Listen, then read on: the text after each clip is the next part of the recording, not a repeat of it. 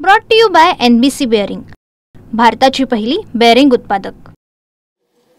धाराशिवचे खासदार ओमराजे लिंबाळकर सध्या आपल्यासोबत आहेत, आपण त्यांच्यासोबत चर्चा करू। दादा, पावसाने अक्षरशः थैमान घातले, शेतकरी हवादिल झालाय, म्हणजे प्रचंड मोठ्या प्रमाणात नुकसान झालंय। तुम्ही धाराशिवचे लोकप्रतिनिधी आहात, या सर्व गोष्टींकडे, व्यथांकडे, शेतकऱ्याकडे कसं बघताय? निश्चितपणे धाराशिवच्या इतिहासात इतक्या मोठ्या प्रमाणात पाऊस कधीही पडलेला नाही। ह्याच्यापूर्वी आपण बघितलं असेल, अतिवृष्टीचा निकष हा 65 mm असतो, म्हणजे 65 mm पेक्षा जास्त जर पाऊस झाला तर अतिवृष्टी म्हणली जाते। पण इथं धाराशिवच्या एका मंडळामध्ये 168 mm, 210 mm, 225 mm असं एकदा नव्हे, 2-2, 3-3 वेळेस पाऊस एका महसूल मंडळात पडलाय। आणि ह्या पावसामुळं अक्षरशः शेतकरी, म्हणजे मला वाटतं त्याचं काहीच राहिलं नाही आता शिल्लक। तुम्ही जर बघितलं असेल, नदीने पात्र सोडून 4-4 किलोमीटर दोन्ही बाजूला, म्हणजे 8 किलोमीटरचा परिसर घेऊन नद्यांनी जमीन खरवडून काढलेली आहे। आपण बघितलं असेल, शेतकऱ्याचं जे सोयाबीन आता 7 ते 8 दिवसात त्याच्या काढता आलं असतं, ते अख्खं सोयाबीन त्या ठिकाणी नष्ट झालंय। त्याचबरोबर ज्या माती होती शेतातली, ती मातीसुद्धा पूर्णपणे खरवडून गेली। आपण बघितलं असेल, जी विहीर होती ती विहीर पूर्ण गाळानं भरली। ज्या जनावरावर त्या ठिकाणी शेतकऱ्याचा उदरनिर्वाह असतो, आपण बघितलं असेल, डपिंपरी म्हणून गाव आहे भूम तालुक्यात, 24 गायी त्याच्या एका ठिकाणी बांधलेल्या पाण्यात बुडून त्या ठिकाणी मृत्युमुखी पडल्या। एका गायीची किंमत लाख, 1.25 लाख रुपयाची गाय आहे आणि जवळपास 16-17 गायी वाहून गेल्या पुरात। मला वाटतं इतक्या प्रचंड प्रमाणात शेतकऱ्याचं नुकसान यापूर्वी कधीही झालेलं नव्हतं। आणि सगळ्यात महत्त्वाचं हे झालं शेतीची अवस्था, आणि जे घर होतं राहायचं त्या घरात सुद्धा पाणी शिरल्यामुळं आपण बघितलं असेल की शेतकऱ्याची लेकरं पुराच्या दुसऱ्या दिवशी त्याच्या आईला विचारत होते की आई, आमचं दप्तर कुठं आहे, मला शाळेला जायचंय। काय त्या आईनं उत्तर द्यावं? अतिशय विदारक आणि पोटात कालवणारं हे चित्र आहे। आणि अशा प्रतिकूल परिस्थितीमध्ये, अशा भीषण परिस्थितीमध्ये, ज्याला आपण जगाचा पोशिंदा म्हणतो, ज्याला आपण बळीराजा म्हणतो, त्या शेतकऱ्याला नितांत मदतीची आवश्यकता आहे। आणि म्हणून मी वारंवार सन्माननीय मुख्यमंत्री, त्याचबरोबर महाराष्ट्र राज्याचे कृषी मंत्री, महाराष्ट्र राज्याचे मदत पुनर्वसन मंत्री, ह्या सगळ्यांना, काल गिरीश महाजन आले होते त्यांनाही, ह्या सगळ्यांना मी एक आवाहन केलं की ज्याला सगळ्यात जास्त गरज आहे त्या पैशाची, त्याला आपण भरीव प्रमाणात मदत देणं गरजेचं आहे। कारण आपण बघितलं असेल, सांगलीला, मिरजेला जेव्हा महापूर आला त्यावेळेस ह्या सरकारनं NDRFच्या 4 पटीनं मदत केली। त्याचबरोबर ह्या निवडणुकीच्या पूर्वी ह्या सरकारनं 13,600 रुपये प्रति हेक्टरी प्रमाणे 3 हेक्टरच्या मर्यादित मदत केली, म्हणजे त्यावेळेस 40,800 रुपये शेतकऱ्यांना मिळाले होते।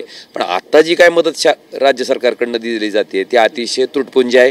ती फक्त 8,500 प्रति हेक्टरी आहे आणि 2 हेक्टरची मर्यादा आहे। मला वाटतं असा कंजूसपणा करून शेतकऱ्याला त्याचा काही एक उपयोग होणार नाही आहे। म्हणून माझी विनंती आहे की भले आता आपण मोठे प्रोजेक्ट करायचं म्हटलं तर सरकार कर्ज काढतंय, कर्ज काढायची वेळ आली राज्य सरकारनं तर कर्ज काढावं, पण आज त्या शेतकऱ्याला नितांत पैशाची गरज आहे, त्या सगळ्या मदतीची नितांत आवश्यकता आहे। त्याच्यामुळं राज्य सरकारनं तातडीनं त्या ठिकाणी पहिल्यांदा मदत द्यावी, ज्या पद्धतीनं आम्ही मागणी करतो त्या पद्धतीनं। आणि सन्माननीय मुख्यमंत्री महोदयांनी ज्यावेळेस विधानसभेच्या निवडणुका होत्या त्यावेळेस त्यांनी म्हणले होते की आम्ही शेतकऱ्यांचा 7/12 कोरा करू, शेतकऱ्यांना पूर्ण कर्जमाफी करू। आणि ज्यावेळेस शेतकऱ्यांनी त्यांच्या बोलण्यावर विश्वास ठेवला, महाराष्ट्राच्या विधानसभेच्या इतिहासात इतक्या मोठ्या प्रमाणात एका पक्षाचं एवढं बहुमत आलेलं सरकार यापूर्वी कधीही महाराष्ट्रानं बघितलं नव्हतं। एवढं बहुमताचं सरकार आज त्या ठिकाणी देवेंद्रजी फडणवीसांना दिलं। आणि ती दिल्याच्या नंतर ज्यावेळेस आम्ही त्यांना विचारणा केली की आता शेतकरी कर्जमाफी कधी, तर मुख्यमंत्री साहेब म्हणले होते की योग्य वेळी आम्ही तो निर्णय घेऊ। मला वाटतं ही जी आजची वेळ आहे ह्याच्यापेक्षा चांगली योग्य वेळ दुसरी कुठली असू शकत नाही। त्या ठिकाणी देवेंद्र फडणवीस साहेबांनी ह्या वेळेचं महत्त्व साधावं, शेतकऱ्याची अडचण लक्षात घ्यावी, शेतकऱ्याचा जीव वाचवावा। कारण आपण बघितलं असेल, आत्ताच बार्शीमधल्या दहिटणा गावातल्या एका शेतकऱ्याने त्या ठिकाणी स्वतःचं जीवन संपवून घेतलंय। ही म्हणजे तातडीनं झालेलं लगे, आणि चिठ्ठी लिहून आत्महत्या केली त्या माणसानं की मुख्यमंत्री महोदय तुम्ही माझ्या लेकरांचा सांभाळ करा, आमदार तुम्ही आम्हाला आर्थिक मदत करा, खासदार तुम्ही आम्हाला, कुणाला आपल्या स्वतःच्या लेकराला बायकोला महाग ठेवून फाशी घेऊन मारा वाटते हो। इतकी विदारक परिस्थिती आहे। आणि म्हणून ह्या परिस्थितीचा अंदाज घेण्यासाठी आज त्यांचे सगळेच मंत्री महोदय येत आहेत। आज मुख्यमंत्री देवेंद्र फडणवीस सुद्धा या ठिकाणी आज माझ्या लोकसभा मतदारसंघामध्ये येत आहेत. मी स्वतः आमचे आमदार कैलास पाटील, आमदार प्रवीण स्वामी, आमदार दिलीप सोपल, आम्ही सगळेजण सन्माननीय मुख्यमंत्र्याकडे जातोय आणि त्या मागण्याचं एक निवेदन आम्ही तयार केलेलं आहे.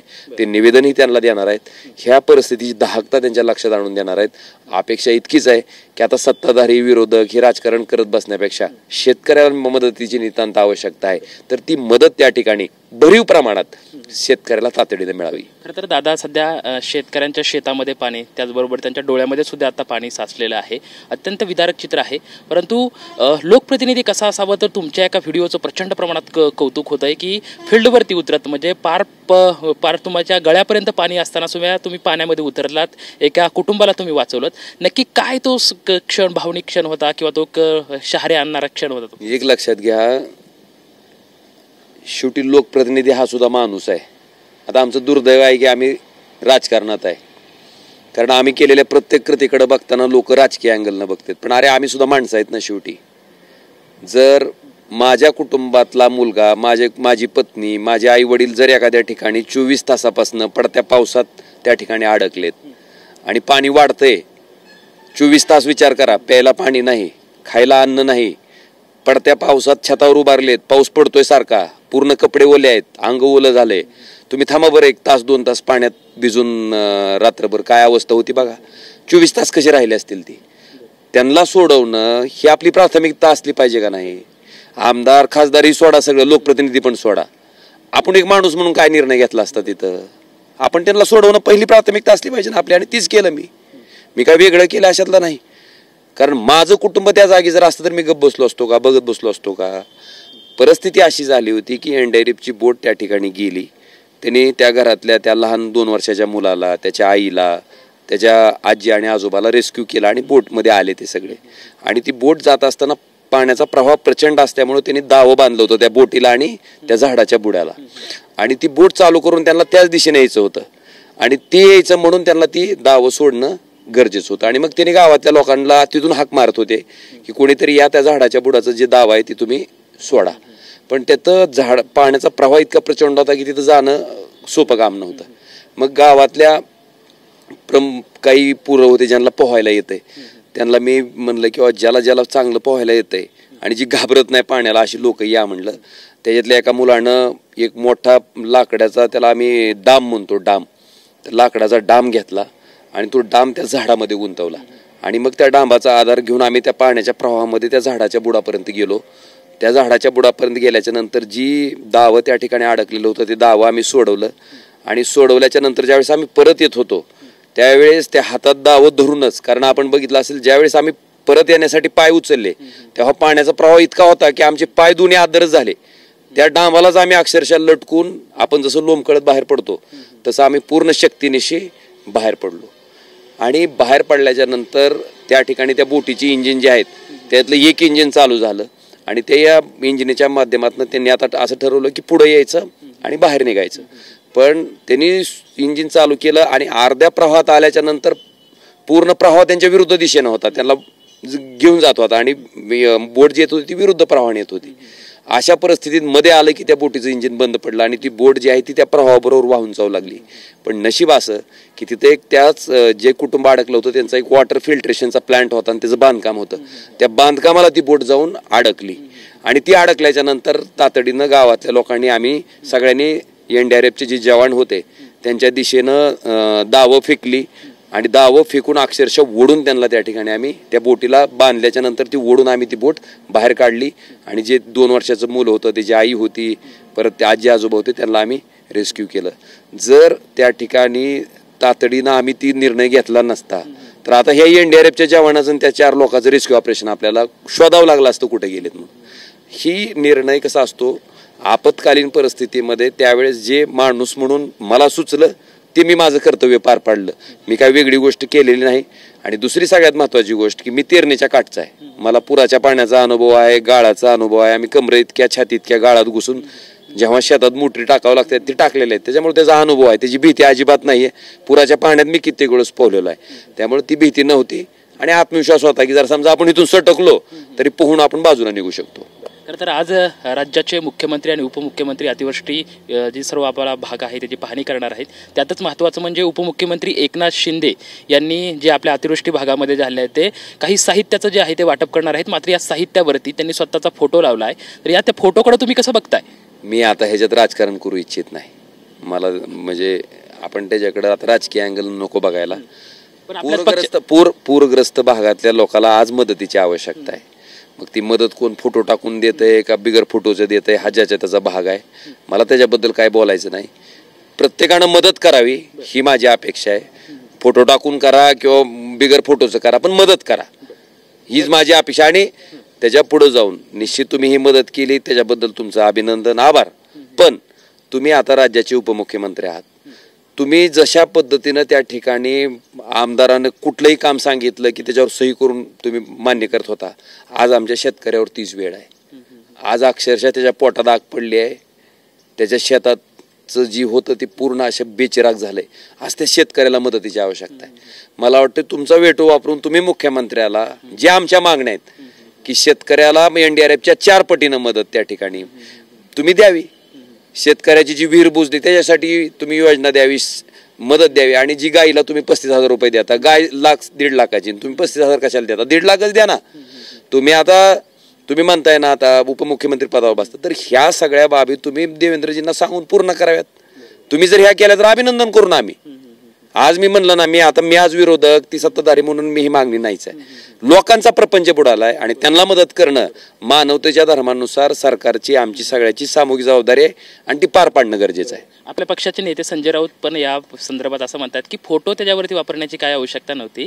आमचे ओमराजे जसं काम करतायत ना ते त्या गोष्टी त्यांच्याकडून शिकायला पाहिजे असं त्यांनी वक्तव्य केलं. निश्चितपणे मला काय म्हणायचं की कुणी का असं ना आपण काम करत असताना एक आता अपरिहार्यता ही झालेली आहे. तुम्हाला सांगतो की प्रत्येक लोकप्रतिनिधीला लोकांच्या संपर्कात राहण्यासाठी सगळ्यात मोठं माध्यम जर कुठलं असेल तर ते सोशल प्लॅटफॉर्म आहे. पण एखादी कृती आम्ही केल्याच्या नंतर सोशल प्लॅटफॉर्मवर टाकायचं कारण काय? जे केलंय तेच आम्ही टाकलंय ना. आणि ते टाकणं गरजेचं आहे असं मला म्हणजे जी वस्तुस्थिती आहे ती तुमच्या लक्षात आणून देणं गरजेचं आहे. पण त्याच्या पाठीमागं तुम्ही कायम राजकीय भावना जर ठेवली तर ती काही योग्य ठरणार नाही.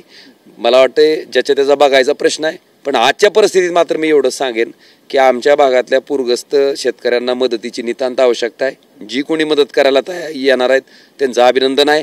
एवढंच नाही, सामाजिक संस्था असतील, तुमचं आता बघितलं असेल ह्याचं सिद्धिविनायक ट्रस्ट आहे, शिर्डीचं ट्रस्ट आहे, मोठी मोठी देवस्थान आहेत. मला वाटतं ह्या देवस्थानाच्या माध्यमातून सामाजिक संस्थेच्या माध्यमातून कुणी वैयक्तिक स्वरूपाची जरी असेल, समजा आज आपल्याकडे अर्धी भाकर आहे, आपलं पोट भरलंय, पुढचा माणूस 4 दिवसापासून उपाशी आहे, त्या अर्ध्या भाकरीतली चुतकुर द्यायची तर भूमिका आपण ठेवली पाहिजे का नाही? मला वाटतं ही भूमिकेची गरज आहे. सगळ्यांनी सहकार्य करायची आवश्यकता आहे, सगळ्यांनी मदत करायची आवश्यकता आहे. आणि जे काही राजकारण करायचंय त्याला वेळ आहे ना आपल्याला. बघू ज्यावेळेस निवडणुका लागतील त्यावेळेस ठरवू. लोक आकलन करतील कोण काम केलं कोण राजकारण केलं, लोकांना ठरवू देत.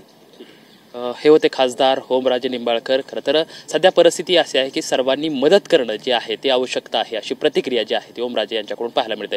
कॅमेरामॅन विकी चव्हाण सोबत Laxman Jadhav, TV9 Marathi, Dharashiv. Brought to you by NBC bearing, भारताची पहिली बेअरिंग उत्पादक.